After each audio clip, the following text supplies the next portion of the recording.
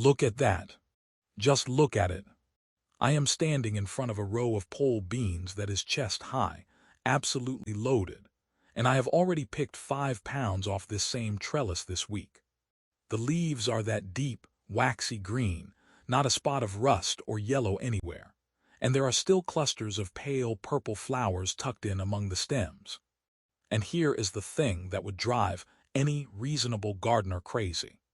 My neighbor, who uses the exact same seed catalog I do, planted on the exact same weekend, and we have the same soil, same sun, same everything. His beans stopped producing 3 weeks ago. The plants are yellow, they are spindly, they are done. Mine are still throwing out new flowers, new pods, like it is mid-July instead of late September. And I am going to show you exactly why. The reason you have probably never heard what I am about to tell you is honestly kind of annoying. It is not a product. It is not something you can buy in a shiny bottle with a picture of a perfect vegetable on the label. It is a practice, a very old practice, that commercial agriculture quietly abandoned about 70 years ago because it does not scale well for 1,000-acre farms. You cannot send a combine through a field every morning to check for individual ripe pods. You cannot pay a crew of 50 people to lift every leaf and crouch under every trellis on 500 acres of beans. So the industry-bred varieties that mature all at once, they spray them, they harvest them in one pass, and they move on.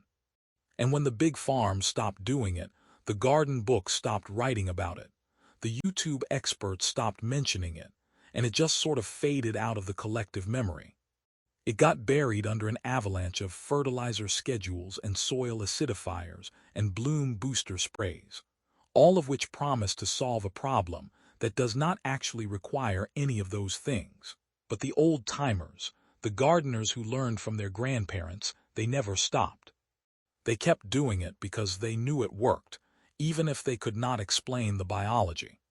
And once I finally paid attention to what they were actually saying, everything changed. I mean everything. I know exactly what you might be thinking right now.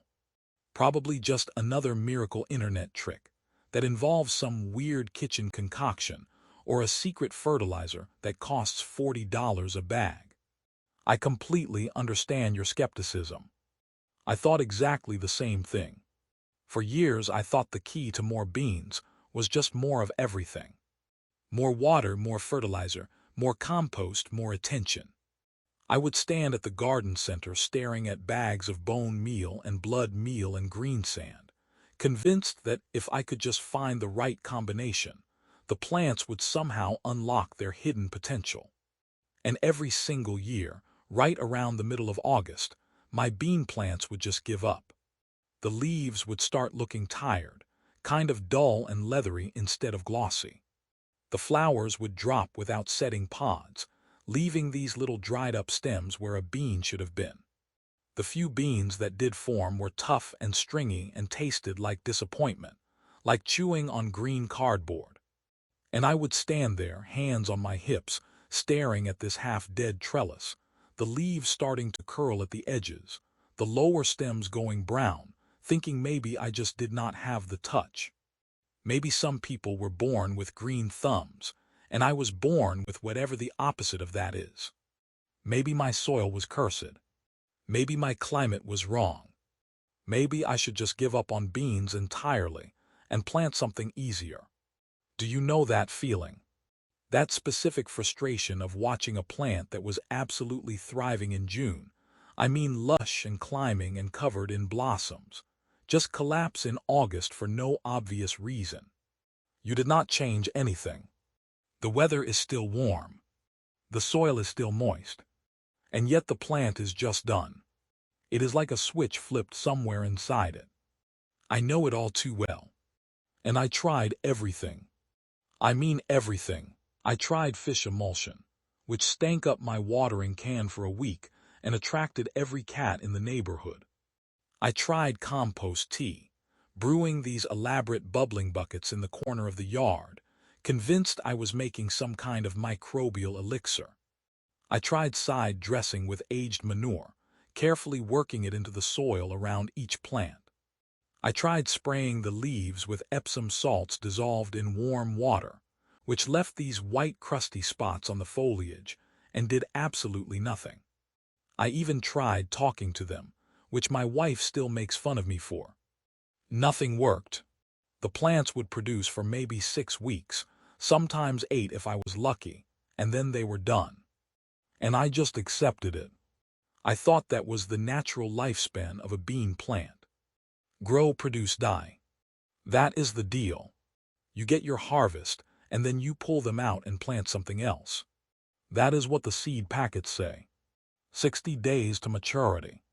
They do not mention that after those 60 days you might get another 60 if you just know what you are doing. And that is what I believed for at least 10 years. Until I met a woman named Mrs. Henderson at a seed swap about 5 years ago.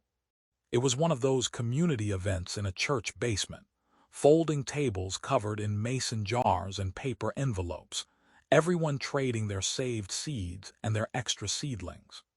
She was probably in her late 70s, maybe early 80s, with hands that looked like they had been working soil for decades, knuckles a little swollen, skin weathered but strong.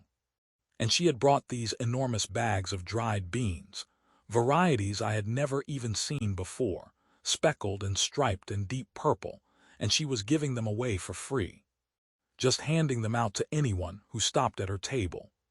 And I asked her, kind of joking, how many acres she was growing to get that kind of harvest. And she laughed. She had this wonderful raspy laugh. She said she had a garden about the size of a 2-car garage, just a little patch behind her house in town. And she got more beans than she knew what to do with. Every single year. From the same plants. For months. I did not believe her. I will be honest with you, I did not believe her. I thought she was exaggerating, the way gardeners sometimes do, adding a little poetry to the numbers, rounding up the pounds and rounding down the effort. But she was so matter-of-fact about it, so completely unimpressed with her own results, like this was just normal, that I could not let it go. She was not bragging. She was not trying to sell me anything.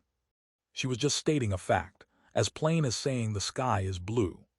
I asked her what her secret was, and she looked at me like I had just asked her the secret to boiling water.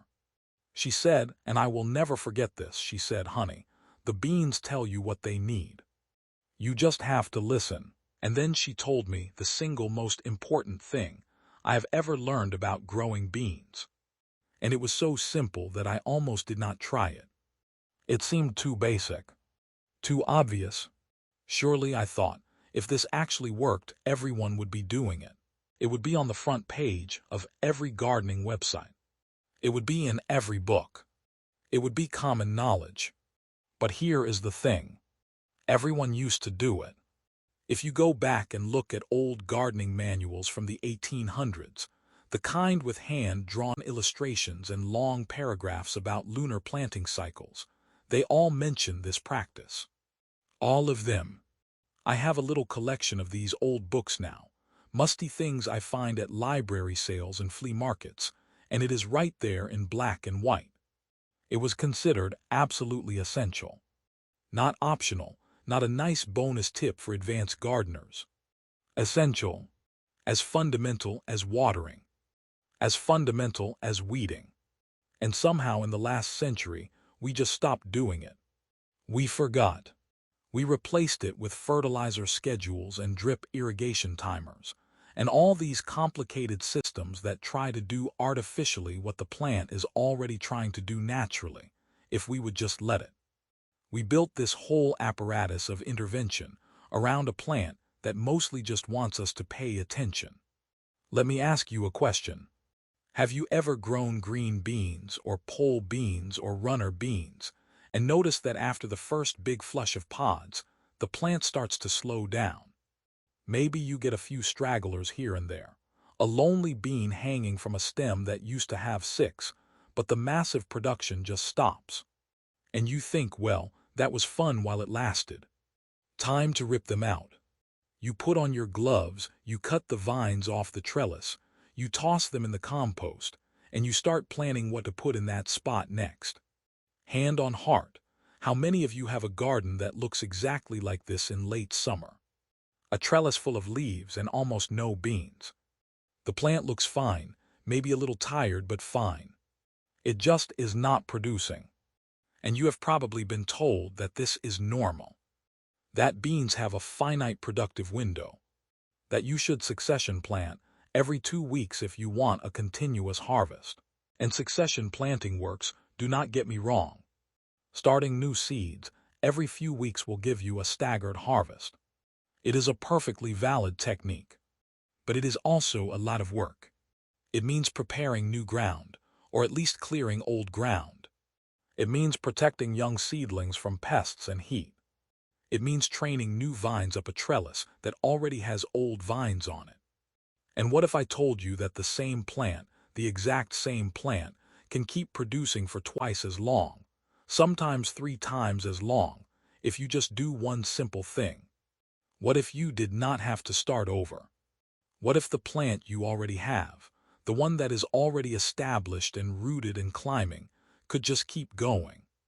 Because that is what I have been doing for the last 5 years.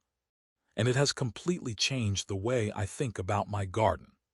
I no longer succession plant beans at all. I plant once in the spring, when the soil warms up enough that the seeds will not rot, and I harvest from those same plants all the way until the first hard frost kills them. Sometimes that is 4 months of continuous production. 4 months. From one planting, I am out there in October, wearing a sweater, still filling my basket. And the beans do not get tough. They do not get stringy, the flowers keep coming, the pods keep setting, and the plants stay healthy and green and vigorous. The stems stay thick and strong. The leaves stay glossy and dark. And the whole secret, the thing misses. Henderson told me at that seed swap, the thing the old gardening books all insist on. The thing commercial agriculture abandoned, because it requires human hands and human attention. Is this. You have to pick the beans. All of them. Every single one. As soon as they are ready.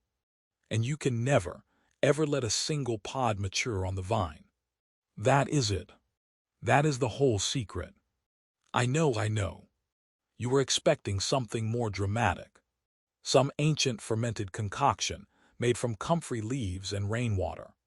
Or a special pruning technique where you pinch off the growing tips at a precise angle. Or a particular phase of the moon.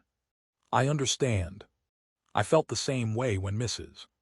Henderson told me. I thought that cannot be it. I already pick my beans. I pick them all the time. I am out there with my basket, I am harvesting, I am doing the thing. But then I really thought about it. I replayed my own behavior in my mind, honestly, without flattering myself. And I realized that I was not picking all my beans. I was picking most of them. The ones I could see. The ones that were easy to reach. The ones hanging right at eye level, practically waving at me. But there were always a few that got away. A pod hidden behind a leaf, tucked right up against the stem where the shadows collect. A pod that grew too high on the trellis for me to bother with, up where I would need a step stool. A pod that I noticed when it was already too fat and too bulging, the seeds inside making lumps under the skin, so I just left it there, thinking I would save the seeds or toss it in the compost later, and I never thought about it again. I literally forgot about it the moment I turned away. But the plant was thinking about it. The plant was paying very close attention. Because a bean plant, like every annual plant, has one singular biological purpose. It is not trying to feed you. It is not sitting there thinking about how to make your summer dinners more delicious. It is trying to reproduce. The beans you eat are not the plant's gift to humanity. They are the plant's children. The pods are nurseries. The seeds inside are the next generation. And the plant is constantly monitoring its own reproductive status. It is sensing chemical signals from every pod, every developing seed, and it is making calculations that determine its entire life strategy. If it senses that it has successfully produced mature seeds, it will begin to shut down. It will redirect its energy away from making new flowers and new pods, and toward ripening the seeds it has already made. The biological signal is clear. Mission accomplished. Time to die. This is not speculation. This is well-documented plant physiology. The process is called senescence, and it is triggered by a complex hormonal cascade that begins the moment seeds reach physiological maturity. When you let a bean pod get big and lumpy and start to turn yellow, the seeds inside are maturing. The seed coat is hardening. The embryo is fully formed. And those seeds are sending chemical signals, hormones flowing back through the stem, to the mother plant that say, "We are ready. Your job is done. You can stop now." And the plant responds by slowing down flower production, pulling nutrients out of the leaves, and preparing for the end of its life cycle. It is not sick. It is not underfed. It is not suffering from some mysterious disease. It is just doing what evolution programmed it to do, what millions of years of natural selection have optimized it for.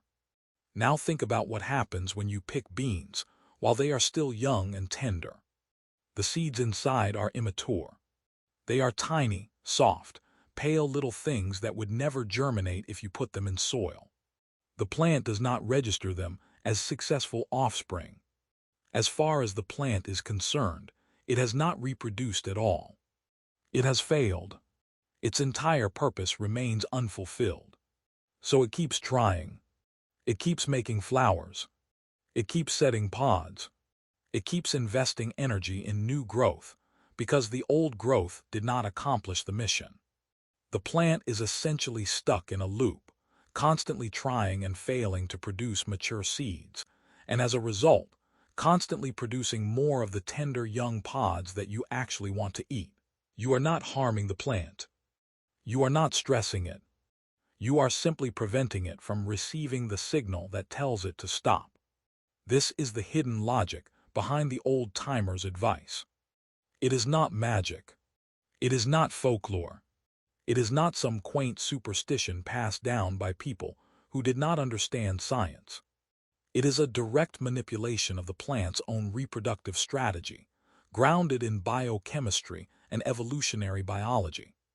And it works on almost every annual vegetable that we harvest before seed maturity. It works on cucumbers. Have you ever noticed that a cucumber plant stops producing if you leave one big yellow monster on the vine? Same principle. It works on summer squash. It works on peas, on okra, on green beans of every variety. The principle is universal. If you want a plant to keep producing immature fruits, you must never allow it to produce a mature one. You have to intercept the signal before it gets sent. And yet, almost no one talks about this. Go to any garden center, walk down the fertilizer aisle, and you will see dozens of products promising bigger harvests, more blooms, extended production. Bottles with names like Bloom Max and Fruit Set and Yield Booster. None of them will tell you to just pick your beans more thoroughly. None of them will explain that the most powerful yield-increasing tool you have is already attached to the end of your arm. The industry makes money when you buy things. It does not make money when you learn things. And a gardener who understands plant physiology is a gardener who buys fewer products. A gardener who knows that the secret is in the picking, not the pouring, is a gardener who walks right past that aisle without slowing down. That is the annoying reason. That is why this knowledge is not common. It is too cheap to sell. There is no profit in telling you to use your hands and your eyes. So let me tell you exactly how I do this now. And I want you to understand that I am not talking about casual picking. I am not talking about the kind of harvesting where you wander out with a bowl, grab a handful of beans for dinner, and call it good. I am talking about a complete mental shift in how you approach your bean trellis. I now pick beans every single day during the peak season. Every day. Not every other day. Not when I remember. Not when I notice a pod that looks ready. Every single day, usually in the morning, after the dew has dried but before the sun gets too hot. There is a particular quality to the light at that hour, kind of slanted and golden, that makes the pods much easier to see. I walk out with a basket, the same old woven basket I have used for years, and I inspect every inch of every plant. And I mean every inch. I lift the leaves, not just pushing them aside with the back of my hand, but actually taking hold of them and turning them over, because sometimes a pod is the exact same shade of green as the underside of a leaf. I look behind the trellis, squeezing into the narrow space between the trellis and the fence, because beans do not care which side they grow on. I crouch down and check the lower stems, the ones that are close to the soil, where slugs might be hiding. I stand on my toes and check the runners that have climbed above my head, the ones that have reached the top of the trellis and are now waving around in the air looking for something else to grab. I am looking for pods of any size. Not just the perfect ones. Not just the ones that are exactly the length I want. If a pod is big enough to recognize as a bean, I pick it. Even if it is small, just a little sliver of green. Even if I would rather let it grow another day, let it fatten up a bit more. Because here is the thing I learned the hard way. That pod that you leave for tomorrow will be twice as big tomorrow, and the day after that it will be starting to swell with seeds. And by the end of the week, the plant will have registered it as mature and the slowdown will begin. The window is shorter than you think. A bean pod can go from perfect to too far gone in about 3 days, sometimes less if the weather is hot. You have to be ruthless. You have to be obsessive. You have to treat every unpicked pod as a threat to your future harvest. You have to walk out there with the mindset of a detective searching a crime scene, not a casual shopper browsing a farmer's market. And I know that sounds extreme. I know it sounds like a lot of work. It sounds like I am asking you to add another chore to your already busy day. But let me tell you what it actually looks like in practice. My bean trellis is about 12 feet long and 8 feet tall. Checking it thoroughly takes me between 5 and 10 minutes. That is it. 5 to 10 minutes a day. I do it while I am drinking my coffee. The mug is still warm when I come back inside. It is not a chore. It is a pleasant morning ritual. The birds singing, the air still cool, the garden waking up around me. And the payoff is that my plants produce for 4 months instead of 6 weeks.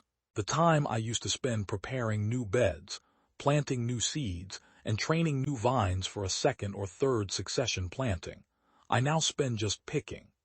And the total labor is far, far less. I am not adding work to my life. I am trading one kind of work for another, much lighter kind, and getting more food in the process.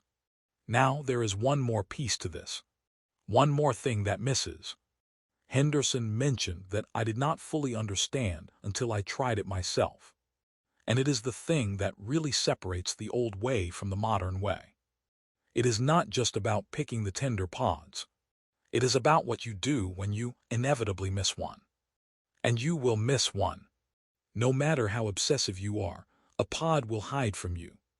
It will tuck itself behind a thick stem, pressed flat against the wood of the trellis. Or it will be the exact same color as the leaf it is resting against, blending in perfectly. Or it will grow at an angle that makes it invisible from every approach, except lying on your back in the dirt. And you will not see it until it is already too big, already too lumpy, already starting to yellow at the tip. And your instinct, my instinct for years, was to just leave it. It is already too mature to eat, so why bother picking it? It is going to be tough and starchy and unpleasant. Let it dry down for seed. Or just ignore it and let nature take its course. This is the critical mistake. The moment you see a mature pod, a pod with fully developed seeds inside, you have to remove it immediately. Do not leave it for seed. Do not leave it because you feel guilty about missing it. Do not leave it because you think the damage is already done, so there is no point. The damage is ongoing. As long as that pod is attached to the plant, it is screaming the chemical signal of mission accomplished. Every hour it stays on the vine, it is pushing the plant closer to senescence. You have to break the signal. You have to remove the evidence. Pick that over-mature pod, throw it in the compost, and the plant will reset. It will say, okay, I guess we are not done yet after all. And it will start making flowers again. This is so counterintuitive that I almost did not believe it. My brain kept telling me that the harm was already done, that the plant had already received the message, and that removing the pod now was just a waste of effort. But try it. The next time you find a bean pod that got away from you, a big tough one that you would never want to eat, pick it anyway. Remove it completely. Snap it off the stem and take it out of the garden. And watch what happens over the next week. The plant will often respond with a fresh flush of flowers, new blossoms appearing where there were none before. It is like hitting a reset button. The hormonal signal stops, and the plant reverts to its default mode, which is keep trying to reproduce. Keep making pods. Keep growing. The plant wants to succeed. It just needs you to keep the slate clean. Now, I want to address the obvious objection. The one I had myself when I first started doing this. What about saving seed? What if I want to save seed for next year? I save seed too. I save a lot of seed. My seed box is full of envelopes labeled with variety names and years. But I do not save it during the productive season. I designate specific plants, usually at the end of the row, and I mark them with a piece of colored string. Bright red yarn, tied loosely around the base of the stem, so I cannot possibly mistake them for picking plants. Those plants are my seed plants. I let them produce their first flush of pods normally, and then I stop picking from them entirely. I let those pods mature and dry down completely, turning brown and papery on the vine. And I accept that those plants will senesce and die early. That is their job. They are the seed crop. The rest of the trellis is the food crop. The food crop never sees a mature pod. The seed crop is allowed to complete its life cycle. You separate the two missions. You do not try to do both on the same plant. This is how farmers used to do it. This is how gardeners used to do it. You had your picking rows and your seed rows. The picking rows were picked clean every day, stripped of anything that even resembled a bean. The seed rows were left alone, allowed to grow ragged and brown and fulfill their purpose. And the system worked beautifully. The picking rows produced for months. The seed rows produced viable seed for the following year. Everyone got what they needed. The plants were not confused by mixed signals. The gardener was not frustrated by declining yields. It was a clean, elegant division of labor. Let me give you the practical, step-by-step version of this. The exact routine I follow from the day my beans start flowering until the day the frost kills them. First, I pick in the morning. This is not a superstition. Beans are crisper and easier to snap in the morning, and the pods are easier to see in the angled light. The low sun casts shadows that make the pods stand out against the leaves, little dark lines that catch your eye. In the harsh overhead light of midday, everything looks flat and green, and it is much easier to miss pods. Second, I use two hands. One hand to lift and move the foliage, the other hand to pick. I am not just scanning the surface with my eyes. I am actively parting the leaves, reaching into the interior of the plant, feeling around where I cannot see. Beans are sneaky. They like to hide. Third, I pick everything that is recognizable as a bean. I do not wait for the perfect length. I do not wait for the pod to fill out completely. If I can see that it is a bean pod, I pick it. Young beans are more tender anyway. They cook faster. They taste better. There is no downside to picking early. The only downside is picking late. Fourth, I carry a separate container for over-mature pods. When I inevitably find one that I missed, I do not just toss it on the ground. I put it in the compost bucket. I remove it from the garden entirely. I do not want those seeds accidentally sprouting next year in the wrong place, and I do not want the decaying pod attracting pests. Fifth, I do this every single day without exception. If I am going out of town for a weekend, I ask a neighbor to pick for me. I bribe them with whatever beans they harvest while I am gone. It is that important. One weekend of neglected picking can trigger a slowdown that takes 2 weeks to reverse. Now let me address the fertilizer question. Because I know someone is thinking, well, sure, but you must be feeding those plants like crazy to get 4 months of production. And the answer is no, I am not. I am feeding them less than I used to. Here is why. Beans are legumes. They have a symbiotic relationship with bacteria in the soil that fix atmospheric nitrogen. They are literally making their own fertilizer out of thin air. If you give beans too much nitrogen, especially in the form of synthetic fertilizer or rich manure, you will get enormous, lush, green plants with almost no beans. The plant thinks it is living in a nitrogen paradise, so it puts all its energy into leaves and stems. It does not feel the biological urgency to reproduce. It is not stressed enough to prioritize flowers and pods. So my fertility program for beans is minimal. Before planting, I work a small amount of compost into the soil. Maybe an inch deep, raked into the top few inches. That is it. I do not side dress during the season. I do not use liquid fertilizer. I do not use fish emulsion. The beans do not need it. They want lean soil. They want to feel just a little bit stressed. That mild stress triggers the reproductive imperative. The plant thinks, I had better make some seeds before my luck runs out. And it makes more flowers, more pods, more beans. The water situation is similar. Beans need consistent moisture, especially when they are flowering and setting pods. If the soil dries out completely, the flowers will drop without setting. That is a real problem. But overwatering is just as bad.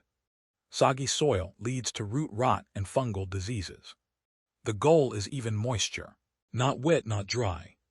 I use a thick layer of straw mulch around my beans, about 3 inches deep, to keep the soil cool and damp. I water deeply once or twice a week if it has not rained. I do not water every day. I want the roots to grow deep, chasing the moisture down, instead of staying shallow and dependent on daily sprinkles. The combination of obsessive picking, lean soil, and steady, but not excessive water is what keeps my beans producing for months. It is a system. Each part supports the others. The picking keeps the plant in reproductive mode. The lean soil prevents excessive leaf growth. The steady water prevents flower drop. And together, they create a plant that is singularly focused on making as many pods as possible before something kills it. I want to tell you about the experiment I ran 2 years ago. I planted 2 identical rows of Kentucky Wonder pole beans. Same seeds, same soil, same trellis, same everything. Row A was my control.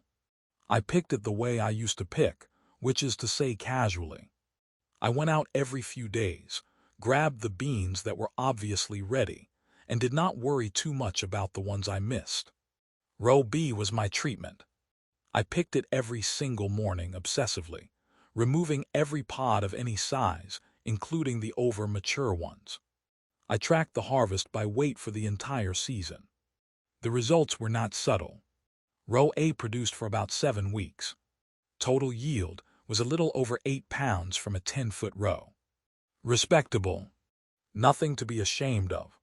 Row B produced for 16 weeks. Total yield was just under 24 pounds.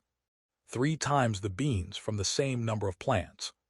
And the quality was better too. The beans from row B were more uniform, more tender, less stringy. They were just better beans.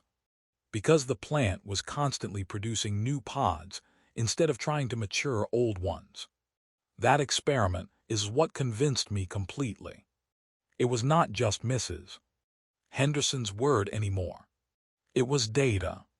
It was a scale in my own garage. It was the undeniable reality that the same seeds, in the same soil, under the same sky, could produce 3 times the food if I just changed my picking behavior. And I will tell you, that made me almost angry. Angry that I had wasted so many years accepting mediocre harvests. Angry that no one had told me this sooner. Angry that the information had been buried under a mountain of fertilizer advertisements and complicated gardening systems. It is not complicated. It is not expensive. It is not hard. It just requires attention. Daily attention. And most of us, myself included, have been trained to think that garden problems require product solutions. We have been trained to reach for the bottle instead of reaching for the knowledge. Let me talk about some specific bean varieties and how they respond to this method. Because not all beans are created equal. Pole beans, in my experience, respond the best. They are naturally long-lived plants. They want to keep climbing and producing as long as the weather holds. Varieties like Kentucky Wonder, Blue Lake Pole, and Rattlesnake are absolute machines if you keep them picked. Runner beans like Scarlet Runner are even more dramatic. They are technically perennials in their native climate, and if you keep picking them, they will produce until frost kills them. Bush beans are a little different. They have a more determinate growth habit, meaning they are genetically programmed to produce a concentrated flush and then decline. But even bush beans will extend their production significantly if you keep them meticulously picked. Instead of 2 or 3 weeks of harvest, you can often get 6 or 8 weeks from a single planting of bush beans. The key with bush beans is to bend down and really look. Their pods are close to the ground, often hidden under the leaves, and they are very easy to miss. You have to get low. You have to part the foliage. You have to treat each plant like a little puzzle. And if you do, you will be rewarded with far more beans than you thought possible. Now, I want to address something that I see in a lot of gardening advice online. People talk about picking beans when they are the thickness of a pencil, or when they are 4 inches long, or when they snap cleanly. And those are fine guidelines. But they miss the point. The point is not the size of the bean you are picking. The point is the beans you are not picking. The ones you are leaving behind. The ones that are too small to bother with, or too hidden to notice, or too overgrown to eat. Those are the beans that are stealing your future harvest. Every unpicked pod is a countdown clock. Every mature seed is a signal to shut down. The size of the beans you harvest matters for eating quality, but the thoroughness of your picking matters for total yield. So here is my challenge to you. If you are growing beans this year, or if you are planning to grow them next year, try this. Just try it. Pick a section of your trellis, maybe a 5-foot stretch, and pick it every single day. Be obsessive. Be thorough. Remove every pod you can find, regardless of size. Pick the over-mature ones and throw them away. Do this for a month, and compare that section to the rest of your beans. Watch the difference. I am willing to bet that the daily pick section will be visibly healthier, visibly more productive, and will continue producing long after the rest of the trellis has given up. I have seen this happen too many times to doubt it anymore. And if you are thinking that this sounds like too much work, let me reframe it for you. How much work is it to prepare a new bed for a second planting? How much work is it to trellis new vines? How much work is it to weed and water and protect a whole new crop of seedlings? Succession planting is work. It is good work, honest work, but it is work. And the daily picking routine replaces all of that work with 5 to 10 minutes of gentle morning harvesting. You are not adding labor. You are shifting labor. You are trading the heavy work of starting over for the light work of maintenance. And you are getting more beans in the process. I think a lot about why this knowledge faded. It is not a conspiracy exactly. It is more of a cultural shift. When more people lived on farms and grew their own food, this kind of wisdom was passed down automatically. You learned it from your parents. You saw it demonstrated every day. There was no need to write it down because everyone already knew. But as we moved away from the land, as gardening became a hobby instead of a necessity, the oral tradition broke. The chain was interrupted, and we were left with garden books written by people who had never actually depended on a garden for food. Books that focused on products and schedules and systems, instead of the simple, daily, attentive practices that actually make the difference. Mrs. Henderson learned this from her mother, who learned it from her mother, who probably learned it from someone whose name is lost to history. It is a chain of women and men who paid close attention to their plants and figured out what worked, generation after generation. And when Mrs. Henderson told me the secret, she was not revealing something new. She was preserving something ancient. She was keeping the chain intact for one more link. And now I am passing it to you. Not because I invented it, not because I am some kind of guru, but because it works and because it is too valuable to lose. So here is what I want you to remember. The beans tell you what they need. You just have to listen. And what they are telling you in the only language they have is that they want to keep producing. They want to keep making flowers and pods and seeds. They want to fulfill their biological purpose. But they need you to help them stay in that productive state. They need you to remove the evidence of success. They need you to trick them into thinking they have not finished yet. And if you do that, if you show up every day and pick every pod and refuse to let a single seed mature, they will reward you with more beans than you know what to do with. 4 months of harvest from one planting. That is not a miracle. That is just paying attention. Go check your beans right now. I mean it. Pause this and go look at your trellis. I bet you will find at least one pod that you missed. A fat one hiding under a leaf, already starting to yellow. Pick it, throw it in the compost, and then come back tomorrow and pick again. And the next day, and the next. Watch what happens. Watch the new flowers appear. Watch the new pods set.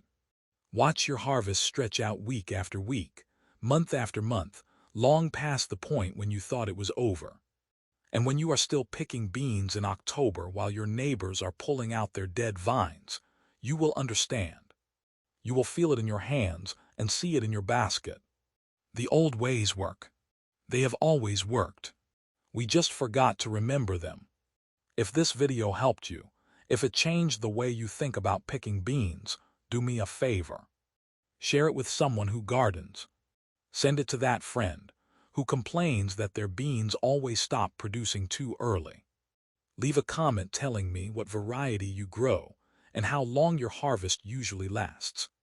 I read every comment, and I am always curious to hear how other people are doing things.